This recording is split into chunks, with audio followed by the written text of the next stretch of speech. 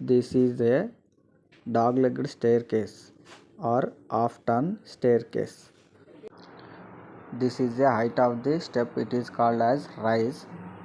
This is width of the step and it is called as thread. This extended portion is called as nosing of step. This is a steel railing.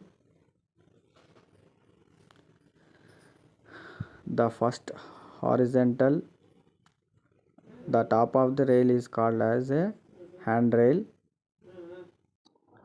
This is a vertical member in the railing, it is called as a navel.